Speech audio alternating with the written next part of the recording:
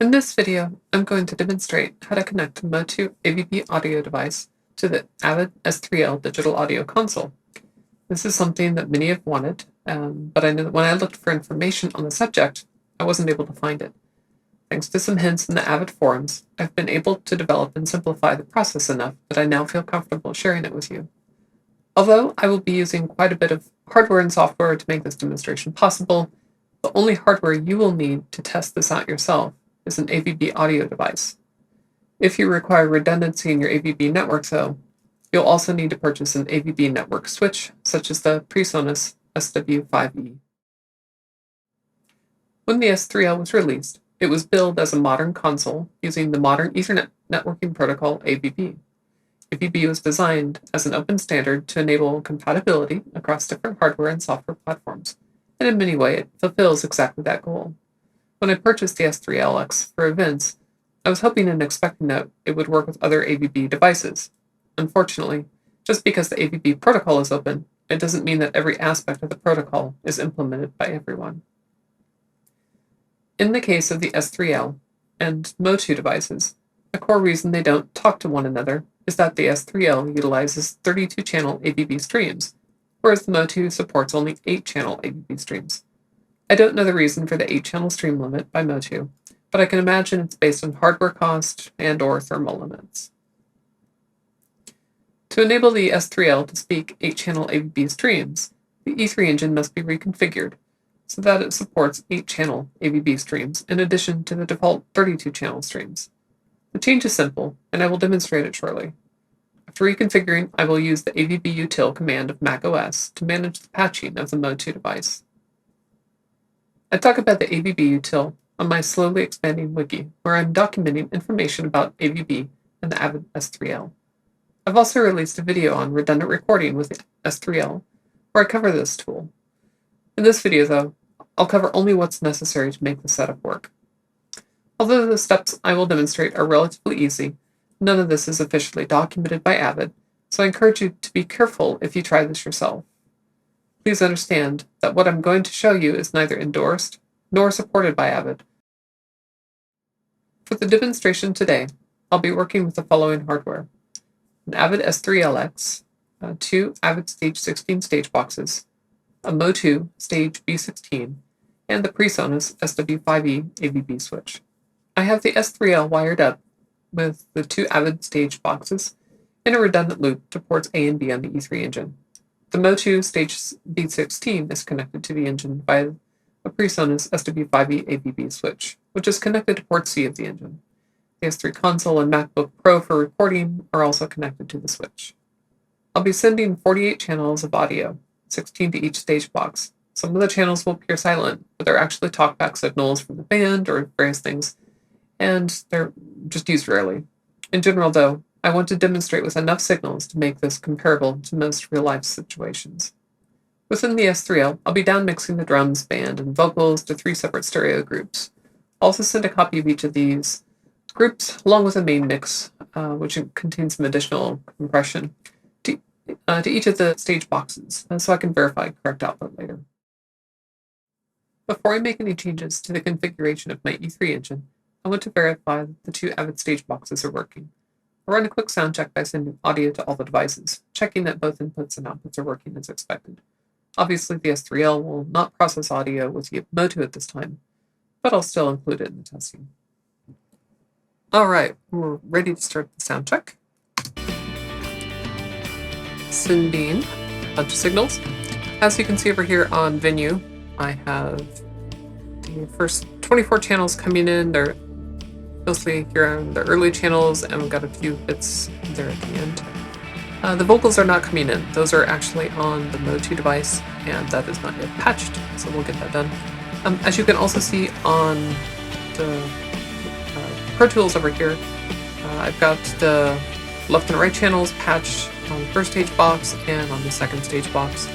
I'm just pulling those analog outputs. You can see that, and then at the end you see that I'm not getting any signals. That last channel, I'm sending a time clock so I can sync the videos in case it's easier, but otherwise, sound check works.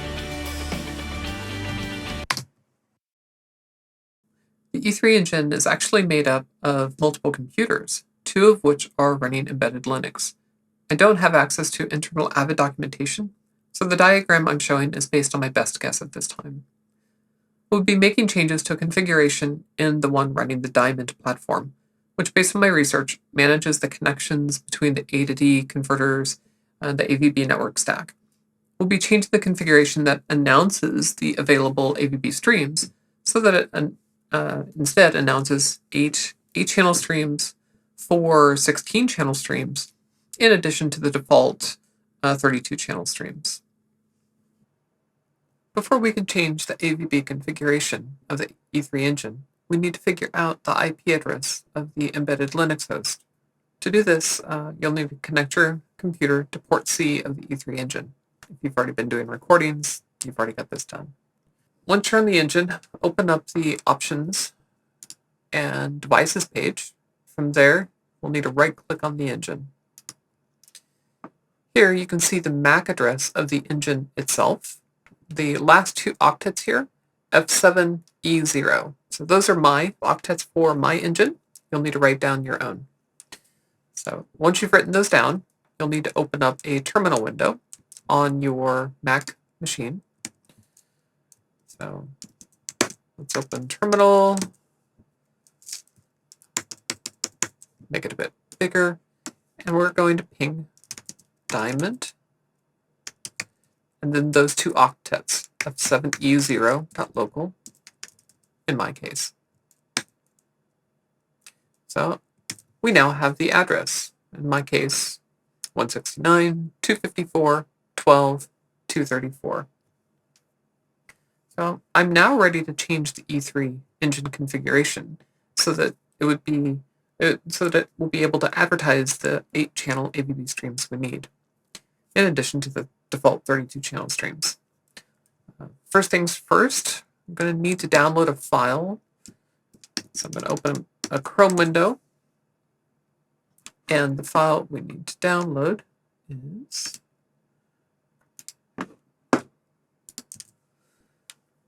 so I'll put a link to this in the description, but this file I have put on my GitHub account. You're welcome to look at my GitHub account at github.com/keyword.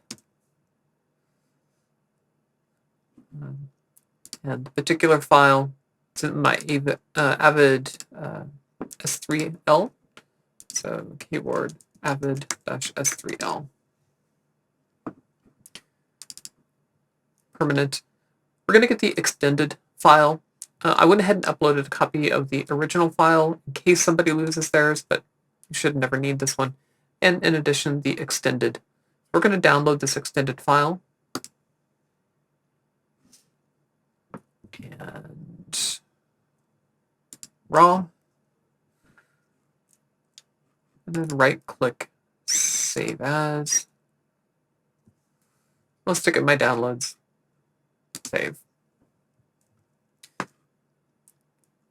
This configuration, if you look through it, one of the things you're going to see is the default configuration here. Let me scroll down a bit. There are some mentions of 96 kilohertz, but I've not made that work yet. Here we go, the E3 engine. When you normally connect with your network, with audio, MIDI tool, that shows up this window. And when you show the network device browser, this E3 engine here, that is that same E3 engine there. Hey, you'll also notice F7E0, those were my octets. That's another way to get the octet values of your machine. And again, the address I pinged was Diamond, F7E0. You can see F7E0, yeah, Diamond F7E0.local. Anyway, back to this. If I scroll down a bit more, you'll see the additional configs that I've added. I have an E3 engine, so 4 16-channel streams, and then further down, 8 8-channel streams. Those will actually be the ones that we'll connect to later. So we've got the file saved. We now need to connect with FTP to the Diamond controller. So for that, I'm going to use some software called CyberDuck. I normally do this a different way, but this was the easiest way I found to do it, for a demonstration. So set CyberDuck as default. No, I don't want to. All right. We need to add a new bookmark. Honestly, we'll only use it once, but I'll go ahead and type in a nickname, E3 engine, server, diamond, f7e0.local. The username is FTP. Password, FTP. And I can now close that. So let's go ahead and connect. Unsecure. Yeah, it's FTP. FTP is not secure, but this should be on your private network, so it should not matter. Go ahead and hit continue. And you'll see I am now connected to the E3 engine. Please, please, please be careful in here. If you don't know what you're doing with Linux, then you can mess a few things up. I'm going to show you what you need and nothing else. We're going to go here to the opt directory. I don't think I can make it any bigger. Sorry. Opt. And then etc. In here, you're going to notice an AVD ECC layout.xml. So I'm going to open Finder really quick. Go to my downloads. And you'll see I have this AVD ECC layout extended file. Well, I'm going to rename my local file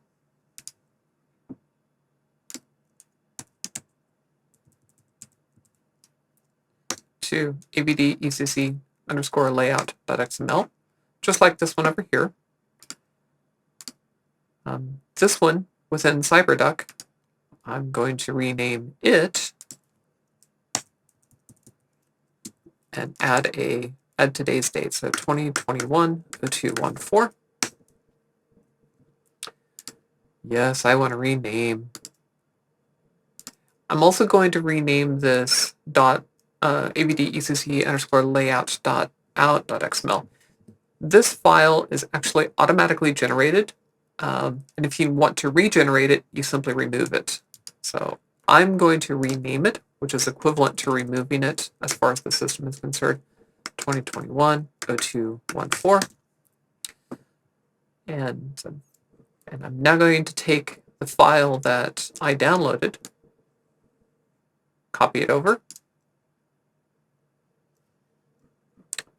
Upload is complete. It's a very small file, as you can see, 13 kilobytes. I can close the window. My new file is there. It's a little bit larger than the old file. That's good. We can now close this. That's the only change we need to do.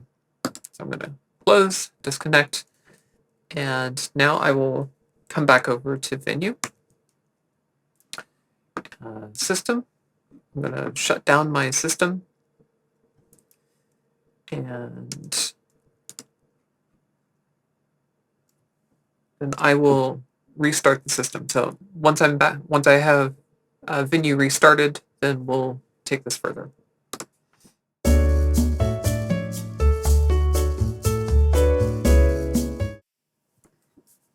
All right, I've got my S3L rebooted, and you can see it's waiting for device. It's actually the S3 console.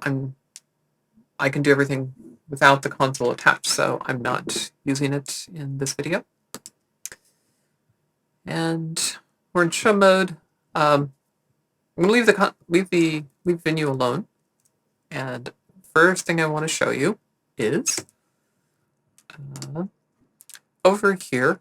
So on the network browser, which I showed you earlier, listed my E3 engine, which I have connected. We now have two new devices listed. We've got, as I showed in the config, we have the 4x16 and the 8x8. So I'm not going to select those or anything, but you can now see that the engine is advertising 2 additional types of connections. This is exactly what we're going to need. We're now ready to actually do some patching. So I'm going to open up the AVB util -- controller launch. And if you watched my previous video, you saw me talk a little bit about the AVB util. And so when I launch it here, it also is going to show basically the very same kind of things as you see here. You may be wondering why there's a stage 16 listed here and you don't have that listed. That is because I have also done very similar types of changes to my stage box. I can now use my stage box as a standalone device.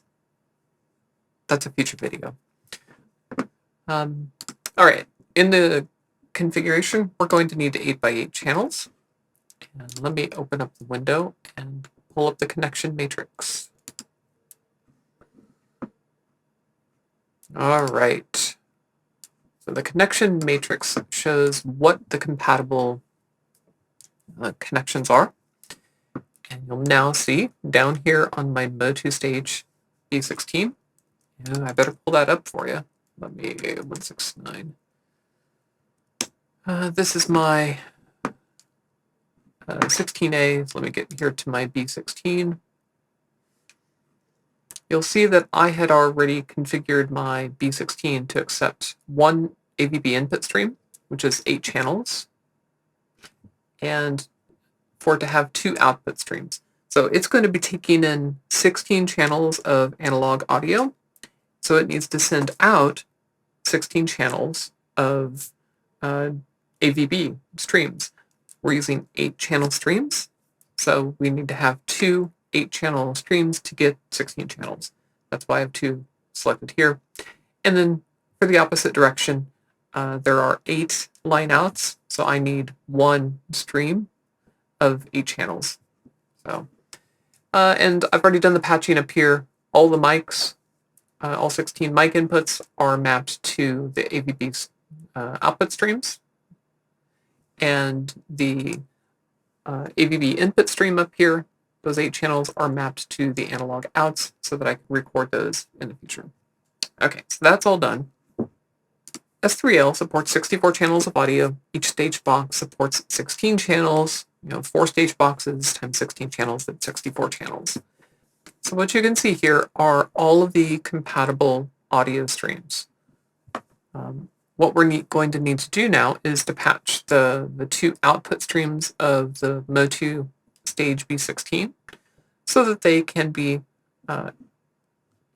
connected to the input stream of the E3 engine. Well, I already have 2 stage boxes, 16 channels each. So if I'm looking at 8-channel AVB, that's 2 channels per stage box. So stream 1 and 2 for my first stage box, stream 3 and 4 for the second stage box. So I could use 5 and 6 for my MOTU. So I'm going to connect here and connect here. That's the output of the MOTU to the input of the E3 engine. I'm also going to do the opposite direction. Each stage box has 8 line outs. So I forgot to check this earlier. We may have to come back to this. But what I'm going to do is come over to, there's 8 line outs, 16, those are my first 2 stage boxes. I'm going to go here to outstream 3 and connect that. I may have to come back. I didn't check this, but that's part of this video. May have to come back and connect that to number 5. In any case, we now have the MOTU patched. It was seriously that easy. I do want to come over here and point out, I'm on the MOTU configuration, stage B, input connections. You'll see the input, it also mapped it here. So when I made this change here, you can see over on the MOTU interface, it's mapping those connections. And it locked. And for the outputs, not sure where they're at. Alrighty, the last thing I want to do is, since we are on the B16, I'm going to come up here to Device. My clock mode is internal. I want to change that clock mode to actually be the engine. I want to make sure that I'm using the AVB stream of the engine for clocking. So change it, and you see I have clock locked. All right. I can now go over to Venue. Now that we're over here in Venue, we need to actually get the patching set up. So I'm going to go here to my patch bay. Normally you would want to do this in stage 3, obviously, but yeah. And I, for the fun of it, had patched all this stuff in stage 3. That's not actually going to work because the S3L doesn't know that you have a stage 3 patched. Even though it technically is done at the AVB layer, it's not done. So what we're going to do is we're going to come over here to Pro Tools and do the patching. So I'm going to go over here to Pro Tools. Here's the AVB 1 through 16, 17 through 32, 33 through 48. But unfortunately, because I've patched them over there, you see these are slightly purple. I can't patch it here. So what I'm going to have to do is come back to the easiest thing for me to do is just, oh wait, I can just do this. Clear, clear. Now if I come over here to Pro Tools, scroll to the right, these are all free. So I will run through and patch these, and I'll of course speed the video up.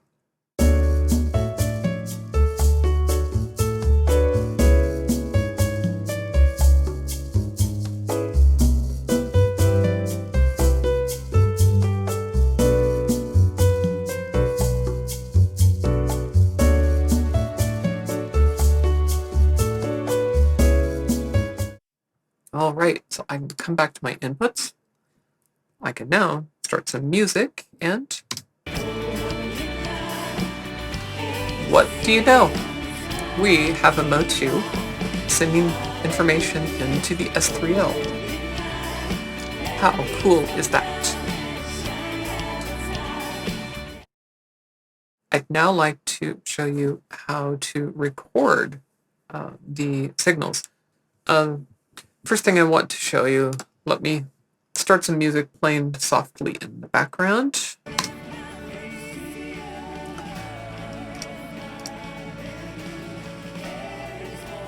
So you can see that I've got all the channels coming in, and in here, and then over on my recording laptop, which is my MacBook Pro. What was this in the background? What is that? As you can see, I've got some signals coming in, but this whole section down here, starting 33 on, those are all my vocals. And obviously my vocals are not coming in, so, sorry. Let's come over here. My vocals are not coming in. Normally, what you would do is you come over here to your patch bay and to your outputs, and you could patch it in here for stage 3. We don't have stage 3, so that's not going to work for us. What I do have, though, is I can come here to Pro Tools, and here I'm on the outputs, not the inputs, on the outputs, Pro Tools, and I scroll over to 33 through 48. Those are those channels that I'm getting from the MOTU device. I'm going to have to patch those directly, so let's come up here to Direct. And let me patch 1, box 1. Well, you see over on the recording it didn't change. That's because we're going to actually have to turn on the direct out, and there it appears. So let me go to 2, turn on the direct out, to 3, and I'm going to catch all the direct outs later, so let's do 4, 5, 6,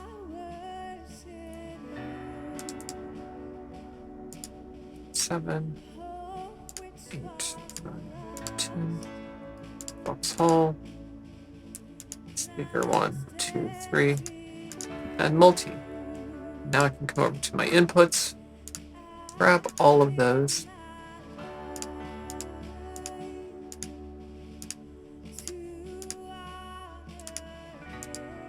and turn on the Pro out, and you see they've all appeared. I need to catch my 2 speaker channels as well, and multi. Turn on those direct outs, and you see we are now in business. I can do a recording if I so desire. I have all of the signals coming from the MOTU. Obviously, this is a little bit annoying if you are wanting to patch it as easily.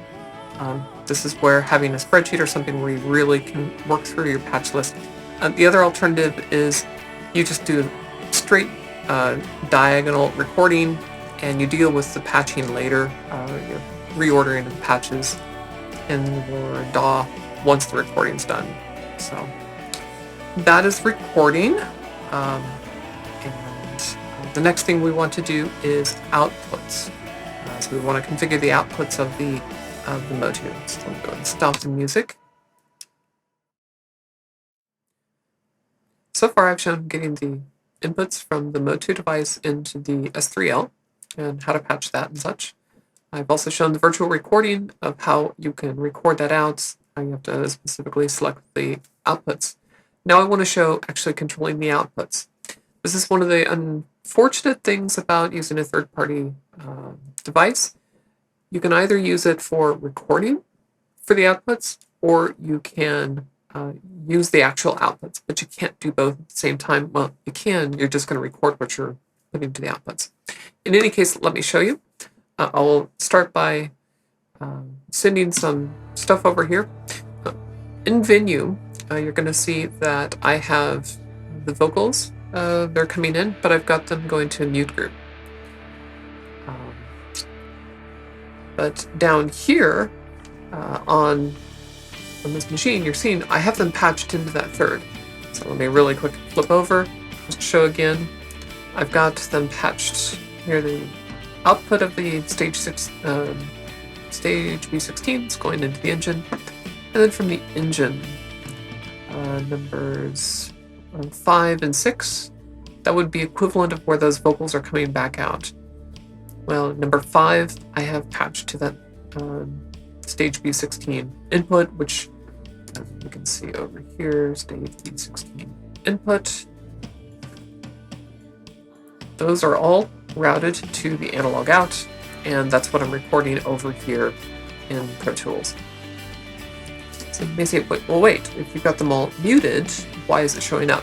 And that's because I'm actually recording the audio signal, which was the same audio signal as what was coming in. So even though they're muted over here in Venue, they're still being recorded down there. So what I can do is come up here into Patch Bay, and you see this is where they're all patched. So if I take off vocal 1, you'll see that it dropped over there. If I take off vocal 2, you can see I've lost the second channel. So basically, you're going to choose either you want to record individual channels out, or you can choose maybe a group or an aux that you want to record. Unfortunately, you can't really do both. Like on a normal stage box, the outputs of that stage box are totally separate from what you are selecting in the patch bay. In any case, oh, notice these were the inputs. I'm on the input of the patch bay, and deselecting that input deselected the output down in Pro Tools. Just for kicks, let me deselect these first 8 vocals, because that will completely deselect the stuff in Pro Tools. That last channel is time coded, so I can sync things up later. Actually, I don't need that time code just a second. Let me go repatch that. 24AI. You guys can watch what I'm doing. I'm going to take analog 24 from here. So yeah, I don't need that time code. I'm recording it separately. So there we go. So now what I can do is I can come to my outputs If I look at stage 1, I'm taking the left-right. If I went to stage 3, I could try selecting left-right, but obviously it's not doing anything because there is no stage 3. But what I can do, outputs, come over here to Pro Tools for the outputs, scroll over to the equivalent of my third stage box, that's here. The first channel, it's already assigned to Vox 1, that's fine. Vox 2, I had it assigned earlier for recording. So now you see, I'm getting the same signal on the first 2 channels of each of these. I could go through and patch the rest if I wanted. Let me go dB and L, so let me come down to dB and L.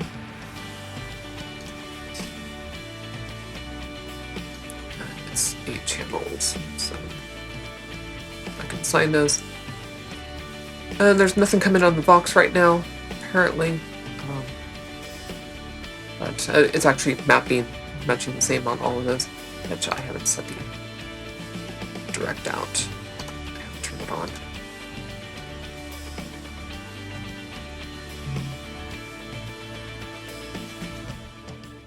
Anyway, not quite sure why it's not working. I could figure that out later, but you get the gist of what I've been up to, and hopefully this explains all the necessary patching.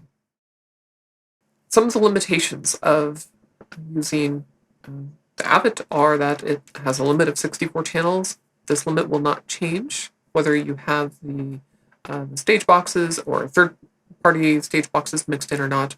You're limited in total to 64 channels. That doesn't change. That should explain everything for how to get a recording going. I look forward to your comments about the video, and if you get this to work, I'd love to have a thumbs up or at least comment, hey, this worked for me, it was great, thank you. In any case, hope you have a good day. Cheers.